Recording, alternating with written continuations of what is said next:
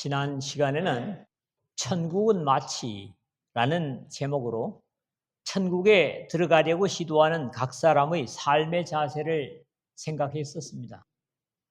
천국의 귀중한 가치를 아는 사람만이 자신의 땅에서의 모든 가치를 지불하고 가지게 되지만 천국을 맛본 사람은 결코 후회하지 않을 만족과 기쁨을 얻게 되기 때문에 자신의 투자에 결코 후회가 없는 만족을 주지만 그러기까지는 자신과의 거래에서 반드시 자신의 모든 것을 희생해야 한다는 계산 속에서도 이 땅에서의 모든 귀한 것들을 포기할 수 있는가에 판단이 서야 가능하다는 믿음의 논리를 생각했었습니다. 그럼에도 오늘 내용은 하나님의 나라는 모두에게 열려 있음에도 그것을 자신의 것으로 차지하기까지는 사람으로서는 할 수 없으되 하나님으로서는 그렇지 아니하니 하나님으로서는 다 하실 수 있느니라 하는 27절의 말씀과 함께 하나님의 은혜 없이는 불가능하다는 두려운 논리를 우리 주님께서 직접 말씀하고 계십니다. 특히 세상에 귀중하다는 가치를 많이 가진 사람일수록 더욱 어렵기 때문에 이 세상의 가치나 논리에 익숙해져 있는 사람들에게 쉽지 않음을 경계하고 있습니다. 심지어는 하나님의 나라에 들어가기가 심히 어렵다. 23절 하반절에 그랬고 하나님의 나라에 들어가기가 얼마나 어려운지 24절 하반절에 부정적인 표현들을 주님께서 2번이나 말씀하셨습니다. 세상의 일반적인 삶의 방식에서 자라온 우리 사람들에게는 세상과 반대적인 하늘나라의 삶의 방식이 이해되기 어렵고 쉽게 다시 세상적인 삶의 방식으로 천국을 빼앗겠다고 덤벼드는 무례를 범하고 있는 모습들도 들어봅니다. 분명히 여러 가지 면에서 하나님의 나라는 세상의 방식으로 누려지지 못할 것임에 틀림이 없습니다. 단적인 예로 냉정한 경쟁 관계에 있는 이 땅의 나라는 힘과 권력과 투쟁을 기초로 하지만은 하나님의 나라는 희생의 피 흘림으로 세워진 우주에서 유일한 사랑과 겸손이 기초가 된 나라입니다. 지난 시간에 우리가 천국의 보화를 발견했다면 자신의 소유를 남김없이 다 팔아사야 하는 것처럼 아직도 이 세상의 가치를 하나님의 영광보다 우선에 둔다면 그런 사람은 하나님의 나라에서는 뒤처질 수 있다는 세상의 가치와 비례를 다시 생각하게 되고 처음에는 이 세상에서 귀한 것들을 포기하고 들어온 천국일지라도 다시 그 세상의 가치나 판단으로 돌아가는 사람은 하나님의 나라에서는 뒤처질 수 있음을 믿음에 들어온 순서나 시간에 관계없음을 먼저 된 자로서 나중되고 나중된 자로서 먼저 될 자가 많으니라 오늘 31절 마지막 절에 말씀하시는 경계의 교훈을 듣습니다. 그러나 안타깝게도 하나님의 나라 속에서도 경쟁하고 과시하고 업신여기는 세상의 형태가 되어가고 있는 모습은 실로 안타까운 이 마지막 시대의 현상이라고 하겠습니다. 세상의 나라들은 힘을 겨루어서 싸워서 확장하지만 하나님의 나라는 사랑을 피를 선포하고 확장해 나갑니다. 세상 나라의 군주는 우리와 똑같은 사람이지만 하나님 나라의 군주는 보이는 사람이 아니라 보이지 않는 영적 존재인 하나님이시고 이런 입장에서 하나님의 나라는 지역적이거나 시간적인 관계가 아닌 질적인 관계에 있어서도 큰 차이를 느낄 수 있습니다. 하나님의 나라 속에서 영적인 것과 아닌 것들을 점검해서 오늘 나의 천국을 확인해 볼 필요가 있습니다. 내가 정말 천국을 가지고 있는가, 누리고 있는가 하는 것들을 확인할 필요가 있다는 거죠. 첫 번째로는 23절에서 25절 말씀 중심으로 세속적인 욕심이나 자기 과신을 하려는 자가 들어가지 못하는 곳입니다. 똑같은 말씀이 함께 쓰이고 있는 병행 구절을 봅니다. 다시 너희에게 말하노니 낙타가 바늘기로 들어가는 것이 부자가 하나님의 나라에 들어가는 것보다 쉬우니라. 마태복음 19장 24절이고요. 예수께서 그를 보시고 이르시되 재물이 있는 자는 하나님의 나라에 들어가기가 얼마나 어려운지 낙타가 바늘기로 들어가는 것이 부자가 하나님의 나라에 들어가는 것보다 쉬우니라. 누가복음 18장 24절에서 25절입니다. 이러한 주님의 말씀대로라면 가능한 것이 아니라 전혀 불가능합니다. 우리 주님께서 비유를 들긴 하셨지만 낙타가 바늘기로 들어가는 일은 사람의 이해로서는 전혀 불가능합니다. 세상에서는 가난한 자가 들어가기 어려운 곳이 부자보다 훨씬 더 많은데 말이죠. 세상에서는 돈이나 힘이 있고 권력의 힘이 있기 때문에 부자, 즉 돈이 많은 사람에게는 그야말로 안 되는 일이 없습니다. 그러나 하나님의 나라는 돈의 위력이 정지되는 곳입니다. 이 세상의 형통인 권력이나 명예는 물론 비상한 머리로도 불가능한 것들이 많은 곳이, 아니 불가능한 것이 하나님의 나라입니다. 그런 이유에서 많은 사람들이 놀라게 될 겁니다. 함에도 오늘 세상 속의 교회에서는 돈이 위력을 발휘하고 있는 경우들을 들어보고 듣습니다. 이것은 한마디로 천국이 난장판이 된 모습이요. 성전 청결 작업을 하신 예수로부터 마지막에 청소를 당하실 수밖에 없는 모습입니다. 그리고 굳이 재물에 초점을 맞추신 것은 사람들의 내면 속에 뿌리 깊게 자리 잡은 고질적인 병폐인 탐욕. 탐자가 이게 탐낼 탐자입니다.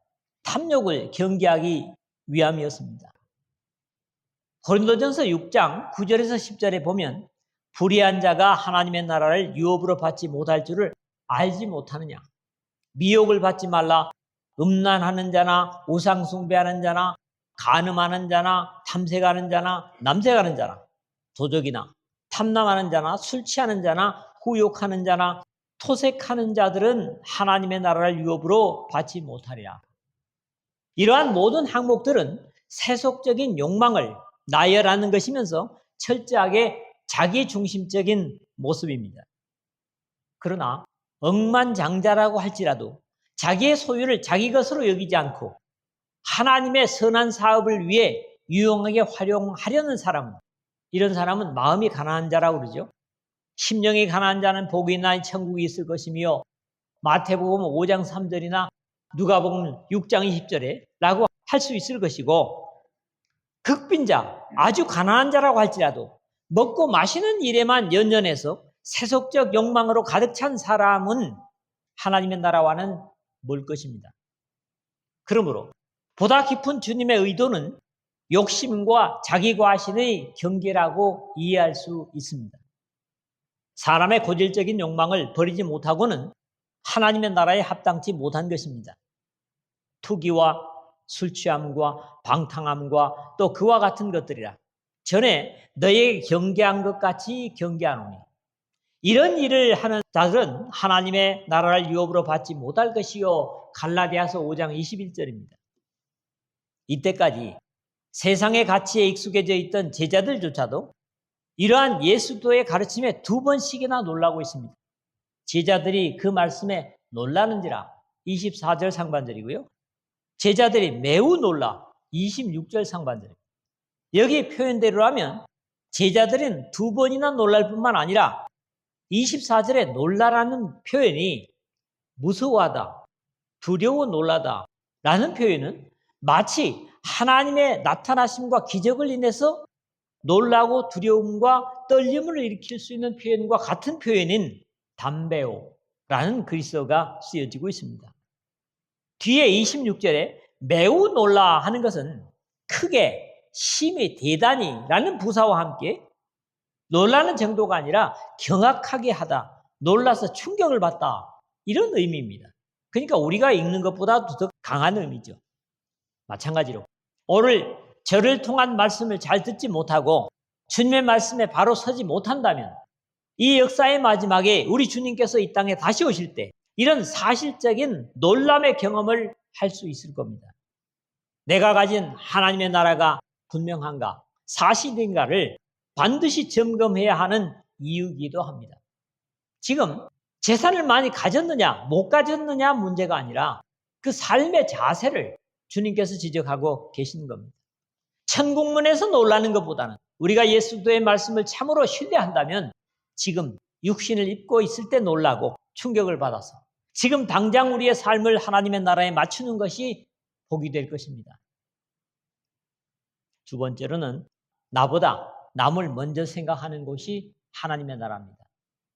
이미 앞에서 본 대로 탐욕, 탐색, 탐남과 같이 모든 것의 중심에 자신의 욕심을 두는 것은 어쩌면 범죄한 세상의 일반적이고 지극히 자연적인 모습일 겁니다. 세상에서는 언제나 나 자신이 우선이지만 위로는 하나님의 뜻이 중요시되고 옆으로는 상대방의 입장이 나의 소원보다 존중되는 세상과 반대되는 곳이 하나님의 나라입니다. 세상에서는 언제나 자기 주장을 관철하려고 하는 이유 때문에 반목과 질시, 서로가 원수가 되기도 합니다. 그러나 하나님의 나라는 언제나 주님께서 죄악에 죽을 수밖에 없는 우리 사람의 입장에 서셔서 죽어주신 것처럼 상대의 입장이 먼저 존중되는 세상과 다른 사회인 겁니다. 이것은 자신이 죽지 않으면 불가능한 것이고, 그래서 성경은 이는 너희가 죽었고 너희 생명이 기도와 함께 하나님 안에 감추었음이니라 골로새서 3장 3절에 말씀하십니다. 맨 먼저는 언제나 우리의 절대 왕이신 그리스도의 입장이 먼저이고 그 다음은 나보다는 남의 입장이 나 자신 속에서 자신보다 존중되는 곳, 지상에는 없는 하나님의 나라만 있는 겁니다. 찬송가 549장 1절에 내 주여 뜻대로 행하시옵소서 온 몸과 영혼을 다 주께 드리니 이 세상 보락간 주 인도하시고 날 주관하셔서 뜻대로 하소서. 3절에 내 주여 뜻대로 행하시옵소서 내 모든 일들을 다 주께 맡기고 저 천성 향하여 고요히 가리니 살든지 죽든지 뜻대로 하소서. 바울 사도는 이러한 방법을 일컬어 아무 일에든지 다툼이나 허영으로 하지 말고 오직 겸손한 마음으로 각각 자기보다 남을 낮게 여기고 빌립보서 2장 3절에 가르쳐주고 있습니다. 나는 죽고 우리 주 예수 그리스도와 너만 있는 나라, 하나님의 나라입니다. 무릇 자기를 높이는 자는 낮아지고 자기를 낮추는 자는 높아지리라. 누가복음 18장 14절에 바리새인과 세리의 성전에서 기도의 내용을 예수님께서 들으시고 그렇게 말씀을 하셨습니다. 엄밀히 말해서 자신이 살아있는 한은 절대로 겸손은 어렵습니다. 나 자신이 예수도의 십자가에 함께 죽고 없을 때 비로소 예수 그리스도가 첫째가 되고 다른 사람이 눈에 들어오게 되어 있습니다. 좀 더 구체적으로 말하면 내가 주인이 되어 있는 것이 육신이 중심이 된 삶이고 나 자신이 죽어 없어진 것이 영적인 삶이라고 할 수 있을 겁니다. 이런 입장에서 그리스도인이란 자신이 죽어 없고 그 안에 예수 그리스도께서 주인 노릇을 하는 삶이기 때문에 비로소 그리스도의 것이 된 삶, 즉 그리스도인이 될 수 있는 겁니다. 또 내가 죽어 없다는 것은 나의 소유나 권리를 인정하지 않는 겁니다. 바울의 내가 그리스도와 함께 십자가에 못 박혔나니 그런즉 이제는 내가 사는 것이 아니요 오직 내 안에 그리스도께서 사시는 것이라. 이제 내가 육체 가운데 사는 것은 나를 사랑하사 나를 위하여 자기 자신을 버리신 하나님의 아들을 믿는 믿음 안에서 사는 것이라. 갈라디아서 2장 20절의 고백은 입술로 하는 것도 중요하지만 고백에 따르는 사실적인 삶이 더욱 중요합니다. 우리는 하나님의 나라라고 하는 교회 속에서도 자신의 지분, 즉 자기 몫을 찾는 경우가 있습니다. 내가 지금까지 연보한 게 얼만데, 내가 지금까지 교회를 섬겨온 게 얼만데, 이런 자기 몫을 찾는, 그것은 엄밀히 말하면 이미 그 사람에게 있어서는 하나님의 나라는 사라져버린 삶인 겁니다. 그런 이유에서 영적이지 못한 것이죠. 이런 표현들이 듣기에 좀 자존심이 상할 수도 있지만 영적인 입장에서는 맞는 말입니다. 바울의 형제들아 나는 아직 내가 잡은 줄로 여기지 아니하고 오직 한 일, 즉 뒤에 있는 것은 잊어버리고, 이게 중요합니다. 오직 한 일, 즉 뒤에 있는 것은 잊어버리고, 어떤 일을 내가 다 해놓았을지라도 잊어버리고 앞에 있는 것을 잡으려고 표대를 향하여 그리스도 예수 안에서 하나님이 위에서 부르신 부름의 상을 위하여 달려가노라. 빌립보서 3장 13절에서 14절에 말함으로써 예수 그리스도를 위하여, 교회를 위하여 이미 행한 모든 것을 잊어버렸다는 의미이고, 이런 자세에서만이 앞에 예수 그리스도라는 목표가 분명히 보일 수 있습니다. 하나님의 나라에서는 나는 없고 우리를 천국 백성 삼기 위하여 십자가를 져주신 주님과 다른 지체들의 헌신만이, 수고만이 보이는 것입니다. 오늘 우리가 288장 3절을 불렀는데, 주 안에 기쁨 누림으로 마음의 풍랑이 잔잔하니, 오늘 내용이 이게 중요합니다. 세상과 나는 간 곳 없고 구속한 주만 보이도다. 이것이 나의 간증이요 이것이 나의 찬송일세. 나 사는 동안 끊임없이 구주를 찬송하리로다. 아멘. 하나님의 나라는 나의 것이나 나를 찾는 것이 아닙니다.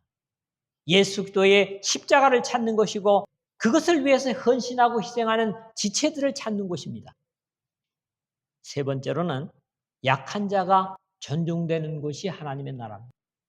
오늘 읽은 말씀 앞에 14절 15절에 예수께서 보시고 분이 여겨 이르시되 어린아이들의 내게 오는 것을 용납하고 금하지 말라.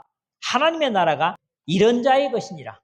내가 진실로 너에게 이르노니 누구든지 하나님의 나라를 어린아이와 같이 받들지 않는 자는 결탄코 들어가지 못하리라 하시고 그랬는데, 이 말씀의 배경에 깔린 제자들의 조금은 권위주의적인 발상으로 어린이들이 예수님께 오는 것이 제재를 당하고 있을 때 주님께서 하신 말씀입니다. 본래적으로는 하나님의 질서 속에서, 구약의 율법 속에서조차 약한 존재들이 늘 보호의 대상이 되었습니다. 그러나 타락한 세상 속에서 언제나 약하고 힘없는 사람이 무시당하고 소외되지만, 하나님의 나라에서는 역시 세상과는 반대입니다. 하나님의 나라의 백성들이 왜 세상에서 핍박을 당합니까? 모든 특권과 권력을 포기하기 때문입니다. 쉽게 말하면 무장 해제된 상태일 겁니다. 그렇기 때문에 어려움을 당할 수 있는 거죠. 여기서 약하다고 하는 것은 꼭 육체적으로만 어린아이를 의미하는 것이 아닙니다. 재산이 없고 권력도 없고 명예도 없고 의지할 연줄도 없는, 세상에서 힘을 가지는 것들이 한 가지도 없는 그런 연약한 사람들이 이 세상에 소망을 둘 수 없기 때문에 하나님의 나라에 소망을 둘 수밖에 없는 연약한 사람들입니다. 어린아이 같은 사람들이죠. 이런 사람들이 세상과 다르게 보호를 입고 격려와 사랑을 받는 것이 바로 하나님의 나라입니다. 우리는 쉽게 선의의 경쟁이라는 그럴싸한 이름으로 교회 속에 경쟁 체제를 만드는 일들이 은근히 있습니다. 그러나 주님께서 보실 때 교회 속에 선의의 경쟁은 없습니다. 하나님의 나라는 오직 주인 되시는 하나님 아버지와 머리 되시는 예수 그리스도의 뜻만 가지고 있고 또 의미가 있습니다. 사람이란 아무리 선의의 경쟁을 붙이려 해도 이미 하나님이 바라시는 선한 경쟁은 불가능한 존재들입니다. 제 자신을 볼 때 그렇습니다. 주님께서는 오히려 이 세상의 이치로는 이해할 수 없는 말씀을 하십니다. 내가 진실로 너에게 이르노니 세리들과 창기들이 너희보다 먼저 하나님의 나라에 들어가랴. 마태복음 21장 31절 하반절인데, 이 말씀도 물론 상황과 형편을 이해하지 못하면 오해하기 쉬운 말씀입니다. 과거에 창기였었고 살인자였었고 강도였었고 도둑이었어도 그러한 과거의 삶을 청산했다면 더 이상 그러한 이름과 함께 그 사람이 불려져서는 안 되는 곳이 하나님의 나라입니다. 그렇기 때문에 역시 세상과는 반대되는 현상이 나타나는 것도 하나님의 나라입니다. 오늘 본문 31절에 그러나 먼저 된 자로서 나중되고 나중된 자로서 먼저 될 자가 많으니라 하셨는데, 안타까운 것은 거듭나지 못하고 세상의 이치 그대로를 가지고 교회 속에 들어와 있는 사람들이 세상의 원리대로 교회를 이끌어가려 하고 세상과는 반대의 이치로 다스려지는 교회에서조차 세상에서 못다 누린 힘을 찾아 누리려 하는 하나님과 상관없는 이치가 역할을 하므로 거룩한 하나님의 교회가 장사터가 되고 난장판이 되는 것은 예수께서 이 세상에 육신으로 와 계실 때도 그랬지만 지금도 그런 일은 흔합니다. 그러나 하나님의 나라인 교회는 약한 사람이 야고보가 말하는 것처럼 낮은 형제는 자기의 높음을 자랑하고 세상 속에 힘없는 사람들이 교회 속에서 힘을 찾음을 감사하는 거죠. 부한 자는 자기의 낮아짐을 자랑할지니 야고보서 1장 9절, 10절 상반절에 가르침이 자연스러운 곳이 하나님의 나라인 교회입니다. 네 번째로는 그럼에도 불구하고 모든 것을 포기하고라도 하나님의 나라에 들어가야만 합니다. 오늘 28절에서 30절입니다. 이렇게 사실 힘겨운 하나님의 나라지만은 우리 인생의 가치는 목표가 바로 그것이어야 합니다. 적어도 믿음을 가진 사람들이라면 더욱 그래야 합니다. 이런 가르침을 받은 베드로가 여자와 가로되 보소서 우리가 모든 것을 버리고 주를 쫓았나이다. 28절이죠. 라고 고백을 하고 있는데 이것은 베드로를 비롯한 당시의 제자들에게 있어서 전혀 거짓이거나 허세가 아니었음을 복음서들이 기록하고 있습니다. 베드로와 그의 형제 안드레는 나를 따라오라시는 예수교의 명령에 주저함이 없이 그들의 그때까지의 유일한 삶의 도구였던 그들이 곧 그물을 버려두고 예수를 따르니라. 마태복음 4장 20절의 기록을 볼 수 있고 또 그들의 동업자들로 표현된 야고보와 요한 역시 주님께서 부르시니 삶의 도구인 배와 가족을 뒤로 두고 그들이 곧 배와 아버지를 버려두고 예수를 따르니라. 마태복음 4장 22절에 말하고 있습니다. 그들이 배를 육지에 대고 모든 것을 버려두고 이건 이제 누가의 표현입니다. 모든 것을 버려두고 예수를 따르니라. 누가복음 5장 11절에 기록을 보는데 이것은 자신의 주장들이 아닌 마태나 누가가 전하고 있어서 충분히 객관적인 기록입니다. 베드로가 여자와 가로되 보소서 우리가 모든 것을 버리고 주를 쫓았나이다. 라는 고백에 대해 예수께서 가라사대 내가 진실로 너희에게 이르노니 나와 및 복음을 위하여 집이나 형제나 자매나 어미나 아비나 자식이나 전토를 벌인 자는 금세에 있어 집과 형제와 자매와 모친과 자식과 전토를 100배나 받되 핍박을 겸하여 받고 내세에 영생을 받지 못할 자가 없느니라. 29절 30절에 또 누가복음 18장 29절 30절에도 마찬가지로 답변을 주십니다. 이 말씀도 독선적으로 들릴 수 있을 겁니다. 자신의 구원을 위하여 가족을 버리다니.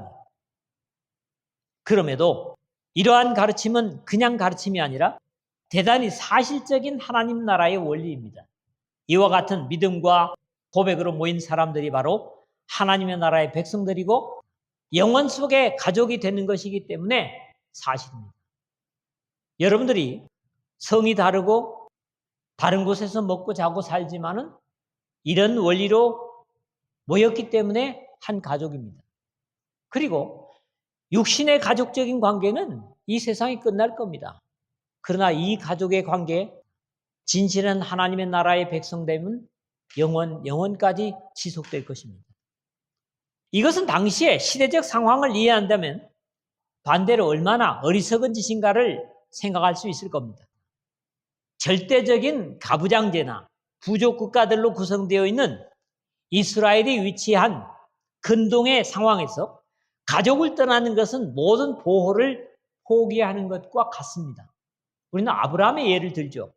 여호와께서 아브라함에게 이르시되 너는 너의 본토 친척 아비 집을 떠나 내가 너에게 지시할 땅으로 가라.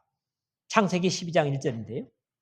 그런 입장에서 사도들이 자신의 뼈가 굵은 일터나 가족을 떠난다고 하는 것은 그만큼 예수 그리스도에 대한 믿음이 컸기 때문에 가능했을 것이고, 주님께서는 그들에게 충분한 보상을 주셨음에 틀림없습니다.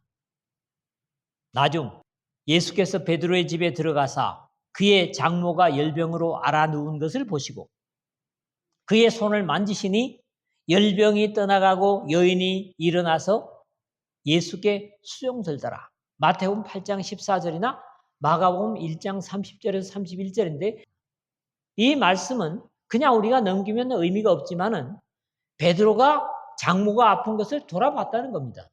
그리고 그 장모는 예수님에게 다시 가족이 돼가지고 그들을 섬겼다는 거예요.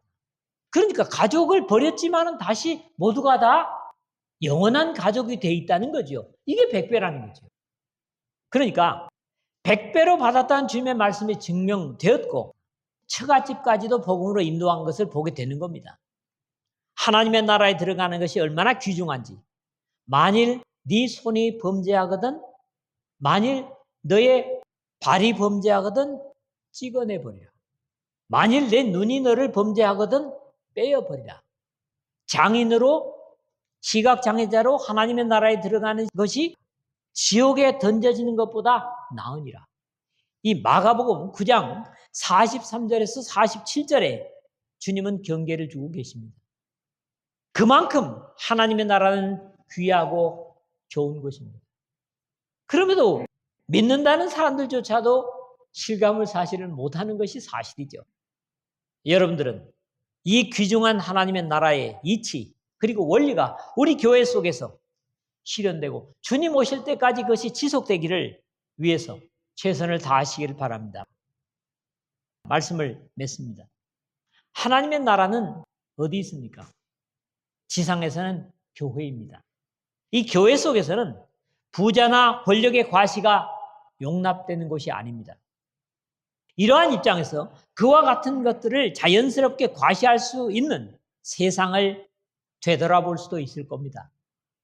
그러나 역시 천국을 알았다면 예수께서 이르시되 손에 쟁기를 잡고 뒤를 돌아보는 자는 하나님의 나라에 합당치 아니하니라. 누가복음 9장 62절의 경계에 순종해야 할 겁니다. 나보다 남을 낮게 여기는 장소, 세상에서 멸시와 천대를 당하는 자들이 위로를 받는 장소, 그것이 교회여야 합니다. 하나님의 나라여야 합니다. 이러한 하나님의 나라의 논리를 이해하고 수용하는 자들은 남들이 의식지 못하지만 이미 그 마음속에 하나님의 나라를 소유하고 있는 겁니다. 믿으시길 주의 이름